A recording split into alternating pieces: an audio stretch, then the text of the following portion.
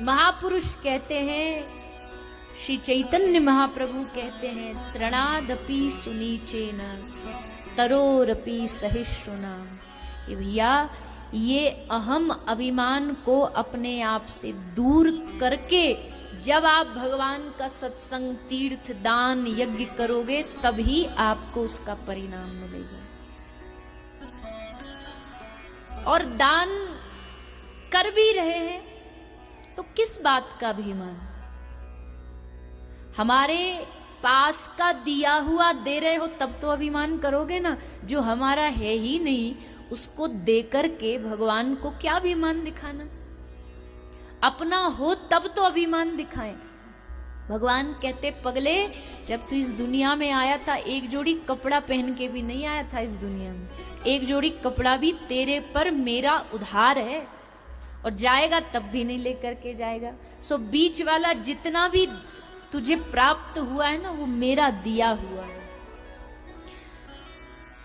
यहां तक कि ये एक बिंदु महाराज का पद है जिसमें कहते, मैं नहीं, मेरा नहीं, ये तन किसी का है दिया, जो भी मेरे पास है वो धन किसी का है दिया।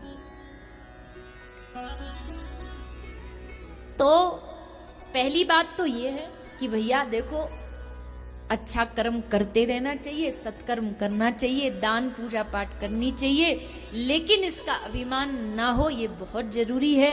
दान खूब करिए।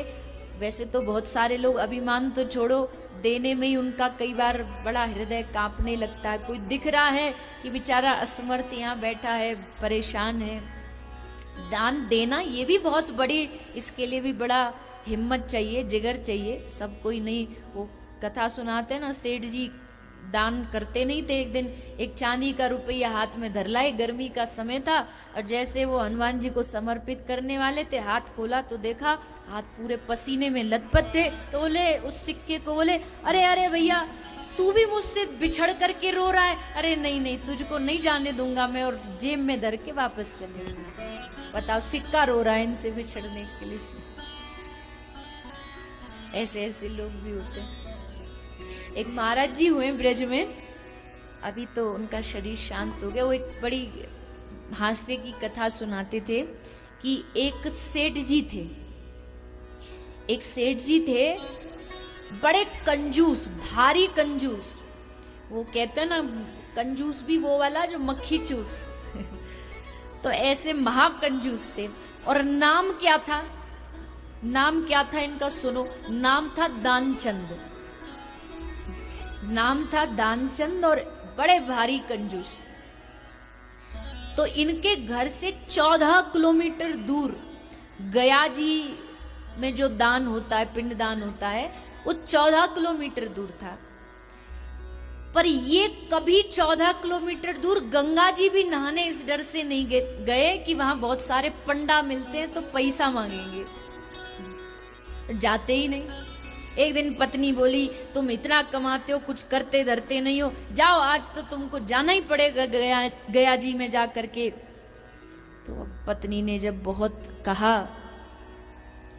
तो चल पड़े 14 किलोमीटर। और वो भी एकदम गाड़ी से नहीं गए, बोले डीजल पेट्रोल फूक जाएगा हमारा, सो पैदल पैदल गए। पैदल पैदल पहुंच गए गंगा जी के घाट पर। अब गंगा जी के घाट पर होता है पिंडदान, पर वो एकदम जहां मुर्दा घाट होता ना, जहां शव को जला, वहां गए कि यहाँ हमसे कोई ज्यादा मांगेगा नहीं, चुपचाप कर करू के हम निकल जाएंगे। तो ऐसे दानचंदी पहुंचे वहां। पर ठाकुर जी तो बड़े नटखट हैं। भगवान कौतुकी खुद पंडित बन करके इनके पास आ गए। और जैसे जल्दी जल्दी नहा रहे थे, कोई पंडित जी आ ना जाए, कोई आ ना जाए मांगने के लिए, सो नहा धो के ये कपड़ा वस्त्र पहन के चले ही कि पीछे से आवाज आई, यजमान की जय हो, यजमान की जय हो। सो इनकी हार्ट बीट बढ़ गई। ये तो इन्होंने तो हमको पकड़ लिया, दर्द दबोचा, अब क्या करेंगे। सो पीछे मुड़े नहीं, पर पंडित जी भी एकदम पक्के थे। बोले रुको रुको रुको, अजी यजमान जी, ये कहाँ आप भागे जा रहे हो? कब से हम इंतजार कर रहे। और देखो, हमको ऐसे पंडा मत समझना जो यहाँ तक कहीं भी जाके मांग लेते। साल में एक ही यजमान से लेते हैं, पर इतना लेते हैं कि साल भर का काम एक ही बार में पूरा हो जाता है। साल भर का राशन, दाल, चावल सब एक ही बार। अब तो महाराज हृदय कांप गया इसका। कांप के बोला नहीं करेंगे, नहीं करेंगे, नहीं करेंगे। तो भगवान बोले अच्छा चलो, साल का नहीं 6 महीना का दे दो। बोले नहीं देंगे हम, 6 महीना का भी नहीं। भगवान बोले 1 महीना को दे दो। बोले हमारे पास एक फूटी कौड़ी भी नहीं। ठाकुर जी बोले 1 दिन का तो करना पड़ेगा। बोले हम पैसा लाए ही नहीं है, हमारा घर यहाँ से 14 किलोमीटर दूर है, हम लाए ही नहीं पैसा। तो ठाकुर जी बोले कोई बात नहीं, उधार कर लो, संकल्प आज कर जाओ, उधारी हम लेने। बोले इतना दूर हम दोबारा नहीं आ सकते। पंडित जी बोले कोई बात नहीं, चिंता मत करो, वो हम देख लेंगे। तो बोला ठीक है, घर आ जाने। इससे लगा कि एक कौन इतना दूर आने वाला, एक धेला लेने के लिए। इसने संकल्प किया कि ठाकुर जी ने कहा कि 1 धेला तो तुमको देना पड़ेगा। तो बोला ठीक है। उसको लगा 1 धेला के लिए कौन आएगा, आ गया घर। अब घर आया। अब जैसे शाम हुई, घंटी बजी, पत्नी दरवाजे पर गई, दरवाजा खोला तो आवाज आई यजमान की जय हो, यजमान की जय हो। उसको भीतर आवाज सुनी कि अरे आ गया यहाँ। तो इसने सोचा अब क्या करूं, वहां तो झूठ बोल के आ गया, अब 1 धेला इसको देना पड़ेगा। तो क्या किया, पत्नी आई भीतर, बोले तुम किसी को बोल के आए थे 1 धेला देने के लिए, वो आया है बाहर पंडित जी। तो बोले जल्दी जाओ बोल दो। बोले क्या बोल दो? बोले ये बोल दो कि दानचंद जी चले गए, दुनिया में रहे ही नहीं। अब रहे नहीं तो दान कौन देगा? सो पत्नी जाके बोली। पत्नी भी पूरी नौटंकी रोती रोती, अजी मैं तो बर्बाद हो गई, मेरा सुहाग उजड़ गया, अब मैं कैसे जीऊंगी, अब मैं कैसे रहूंगी। अब पत्नी बोले क्या हुआ? बोले दानचंद जी चले गए। तो कौतुकी भगवान बोले पंडित जी रूप में कि अच्छा, अरे राम राम, बड़ा बुरा हुआ, पर हमारे यजमान थे, अब तो उनका पूरा क्रियाक्रम करवा के ही जाएंगे हम। पंडित जी बोली ना ना ना, उसकी आवश्यकता नहीं, हम कर। बोले नहीं, अब तो हमारी जिम्मेदारी बन जाती है, हमारे यजमान है, अब तो करा के जाएंगे। पंडित जी एक आध सब पड़ोसियों को बुलाए कि भैया दानचंद जी चले गए, पड़ोसी इकट्ठा हो गए, सब आ गए, सब एक। पर दानचंद जी वहीं पड़े एकदम कि नहीं तो देला देना पड़ेगा अगर बोल गए तो। अब वो काठी तैयार हो गई, वो कंधा पे धरने वाली सब। अब पत्नी को होश आया कि जी मामला बिगड़ता जा रहा है। पत्नी कह रही है अरे नहीं मरे, ये नहीं मरे, ये जिंदा हैं। तो पंडित जी बोले देवी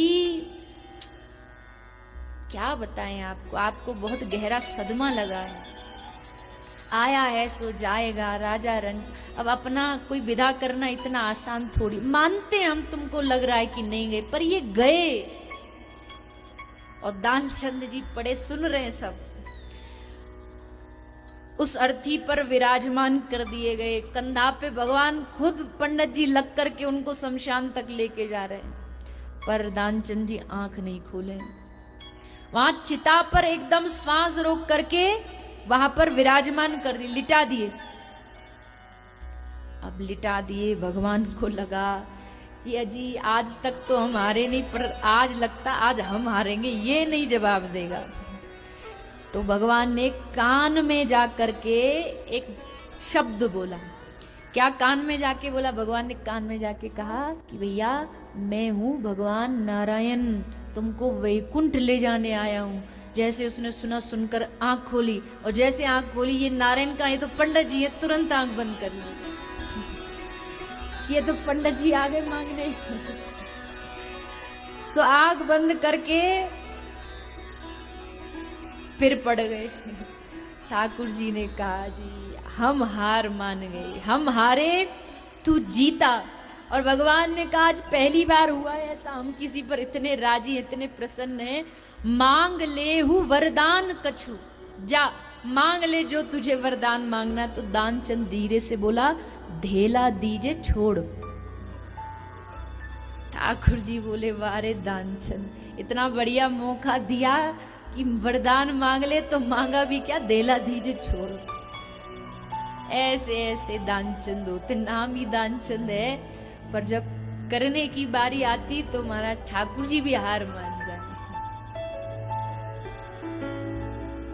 तो देना भी भैया बड़ी बात है, कोई आसान काम नहीं होता है। कोई कहीं भी किसी भी रूप में दे वो बहुत बड़ी बात होती है, लेकिन जो भी दे रहा है समाज सेवा में कर रहा है उसका अभिमान न हो, ये हमेशा ध्यान रखें। तो बात चली कर्मों की, कर्मों का हिसाब, कर्मों का लेखा जोखा। श्री सुखदेव जी ने कर्मों के विधान के लिए अजामिल की कथा भी सुनाई कि लाख कोई कर्म गलत करे, लेकिन अगर भगवान नाम का आश्रय ले लेता है तो भगवान उसके सब पापों को एक क्षण में नष्ट कर देते हैं। भगवान के नाम की महिमा श्रीमद् भागवत में बार बार बताई गई है। इसीलिए हम सबको ये 7 दिन की कथा का आप ये समझ लीजिए निचोड़ है कि अपने मन को समझाइए। जिस प्रकार ये मन सांसारिक चीज़ों में बड़े रुचि से लग जाता है, वैसे इस मन को धीरे धीरे अभ्यास बन जाए भगवान नाम लेने का। ये मन बड़ा चंचल है, कैसे तेरा भजन करूं, जितना इसे समझाऊं उतना ही मचल जाए। लेकिन मन इतना कठोर भी नहीं है। जिन महापुरुषों को भगवत प्राप्ति हुई इसी मन के सहारे हुई, बस थोड़ी सी आवश्यकता है इस मन को समझाने की। इसलिए बाबा सूरदास जी कहते हैं, क्या ये मन को समझाने का बताने का तरीका है कि पढ़िए सुनिए भगति भागवत और कथा कह लीजिए, और सूरदास हरि शरण ताकिए जन्म सफल कर लीजिए। तो इस चंचल मन को, चंचल ही मनः कृष्ण, अर्जुन कहता है ये मन चंचल है, लेकिन हे प्रभु मन के रूप में आप ही हो, सो अब इसको संभालने की जिम्मेदारी भी आपकी ही बन जाती है। तो जब इस मन को हम भगवान नाम पकड़ा देंगे तो धीरे धीरे अपने आप ये मन हरि शरण की ओर बढ़ने लगेगा। तो नाम की महिमा बताते हैं श्री सुखदेव जी महाराज। वृत्तासुर या प्रसंग, देवताओं के द्वारा की गई भगवान की स्तुति इत्यादि का वर्णन करते हुए 7वें स्कंद में भगवान के एक भक्त का चरित्र सुना रहे हैं। प्रहलाद, लाद, नारद, पराशर, पुंडरीक, जो 12 भक्तों में सबसे अग्रगण्य माने जाते हैं, ऐसे भक्त प्रहलाद। कल आपने सुना वराह भगवान जब समुद्र से पृथ्वी को ला रहे थे तो हिरण्याक्ष नाम के दैत्य ने आके युद्ध किया, भगवान ने उसे मार दिया। हिरण्याक्ष का ही दूसरा भाई जय विजय का ही जो अवतार है हिरण्यकशिपु, हिरण्यकशिपु को लगा कि हमें अपने भाई का बदला लेना है, उसके लिए हमको भगवान नारायण से युद्ध करना पड़ेगा। विष्णु से युद्ध करना है तो बल भीतर होना चाहिए, और बल कहां से मिलेगा? बोले तप करो। तप किया, घोर तप किया हिरण्यकशिपु ने, और ब्रह्मा जी प्रकट हो गए। ब्रह्मा जी ने कहा बेटा मांग क्या चाहिए? तो बोला कि मुझे अमर कर दो। ब्रह्मा जी ने कहा ये तो संभव नहीं है, अमर होना ये तो किसी के लिए संभव नहीं है। मृत्यु चाहे कोई अमर हो भी जाए, मैं खुद ब्रह्मा, मेरी भी गद्दी भी समय समय पर चेंज होती रहती है। ब्रह्मा जी की अपनी आयु है, देवताओं की अपनी आयु निश्चित है, अमर तो नहीं कर सकता। अच्छा तो ठीक है, आपकी इतनी वर्ष तप किया है तो उसके बदले आपको कुछ तो देना पड़ेगा, वरदान। हाँ जी मांगिए। बोले एक नहीं 6 वरदान मांगूंगा।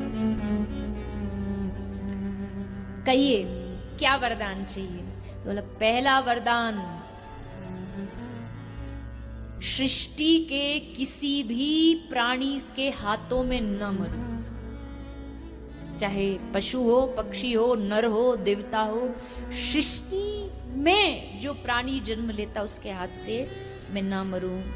दूसरा, न अस्त्र से मरूं, न शस्त्र से, न ऊपर मरूं, न नीचे, न दिन में मरूं, न रात में, न बाहर मरूं, न भीतर, और 12 महीने में से भी किसी महीने में ना मरूं। ब्रह्मा जी ने बोल दिया तथास्तु। अब ब्रह्मा जी तो बोल के निकल गए, पर अब इसका भुगतान सारे ब्रह्मांड ने दिन रात सबको परेशान करता। भजन कीर्तन नहीं करने देता, जहां सत्संग होता वहां उसको सत्संग को बंद करा देता। मैं ही तुम्हारा भगवान हूं, मैं ही सृष्टि का भगवान हूं, सब जगह यही घोषित करता। डर भी जाते लोग, इसके डर के मारे भजन बंद कर देते, पूजा बंद कर देते। लेकिन जब ये तप कर रहा था उस समय इसकी पत्नी कयाधु गर्भवती थी। इंद्र ने सोचा ये दैत्य इतना ब्रह्मांड में तांडव मचा रहा है, सबको परेशान कर रहा है, तो इसका बेटा भी वैसा ही पैदा होगा, इससे अच्छा तो इसे मार दो। कयाधु का हरण करके इंद्र ले जा रहा था स्वर्ग में, ताकि हिरण्यकशिपु की पत्नी को भी मार दे और उसके घर में जो बालक है उससे भी मार दे। लेकिन रास्ते में मिल गए देवर्षि नारद जी। नारद जी ने कहा नहीं नहीं नहीं, इसके घर में कोई दैत्य नहीं, एक भगवत भक्त पल रहा है, छोड़ो इसे। इंद्र से कयाधु को छुड़ाया और नारद जी अपने आश्रम ले जा करके कयाधु को रोज सत्संग सुनाते। और कयाधु के गर्भ में बैठे बालक ने गर्भ से ही नारद जी को अपना गुरु मान लिया। जन्म हुआ, नाम रखा गया प्रहलाद। अब हिरण्यकश्यपु से सारी दुनिया डरती है, लेकिन एक ही था इस पूरे साम्राज्य में जिसको किसी का डर नहीं था। कौन? प्रहलाद।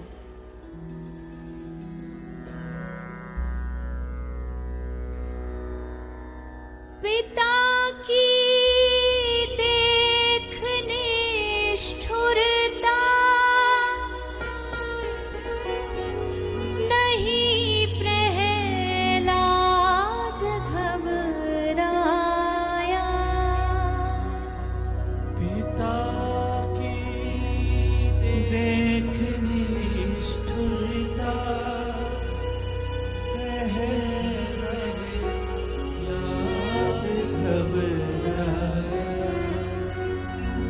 पिता की देख निष्ठुरता,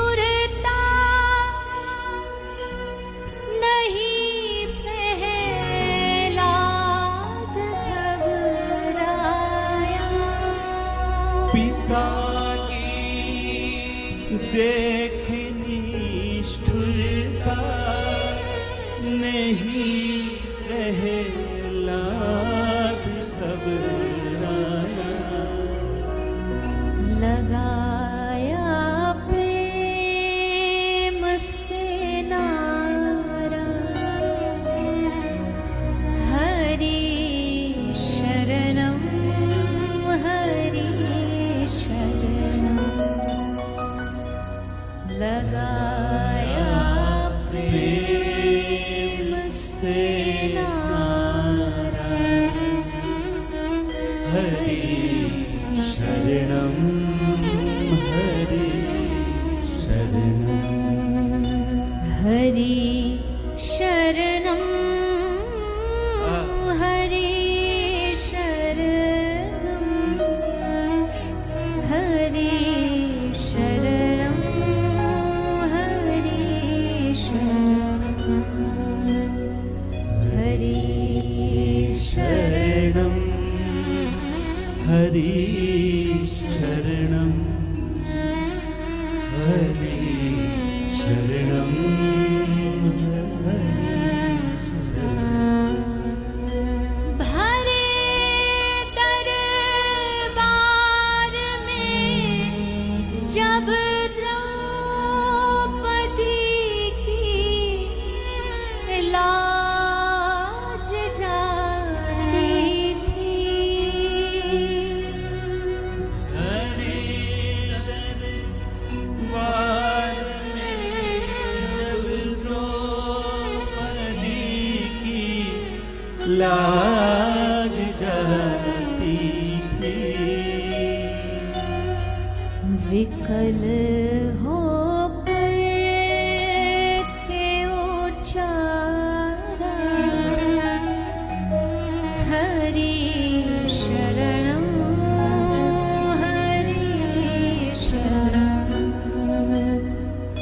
विकल होकर के उचारा, हरि शरणम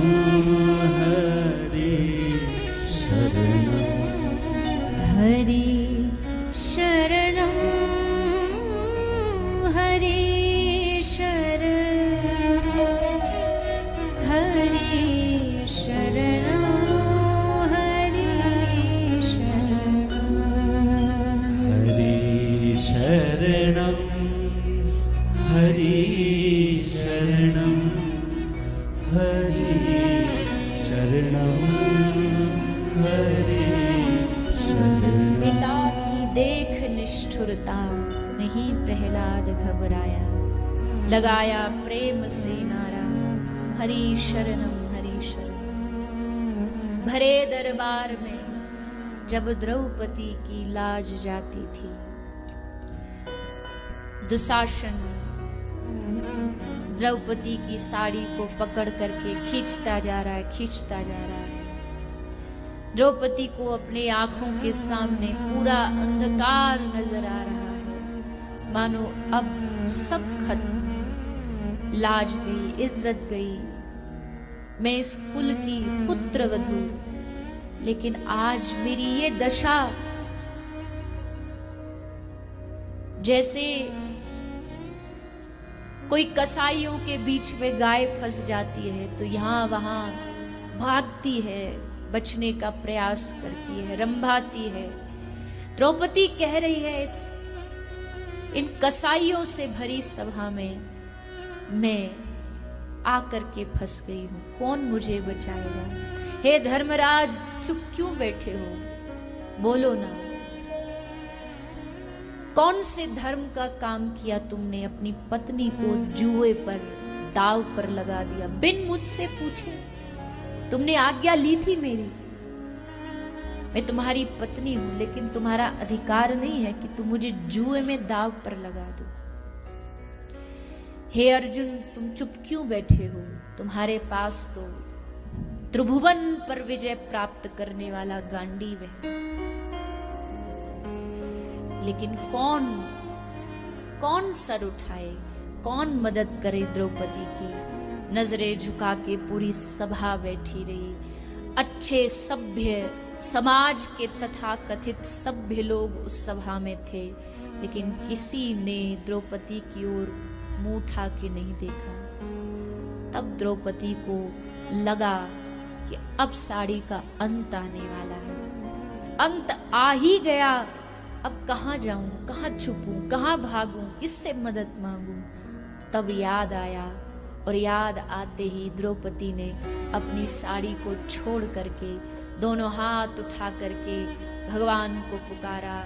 गोविंद द्वारिकावासिन कृष्ण गोपी जनप्रिय कौरवई परिभूतानां किम न जानासि केशवम।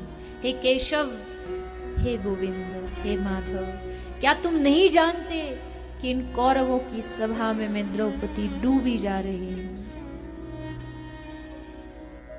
हे प्रभु, अब इस सभा में बचाने वाला आपके अलावा मेरा कोई नहीं है, रक्षा करो, रक्षा करो। द्रौपदी ने देर लगाई भगवान को पुकारने में, पर भगवान ने देर नहीं की। द्रौपदी की साड़ी खत्म होने ही वाली थी कि पूरी सभा ने देखा कि उस साड़ी में एक पीला पीतांबर आकर जुड़ गया।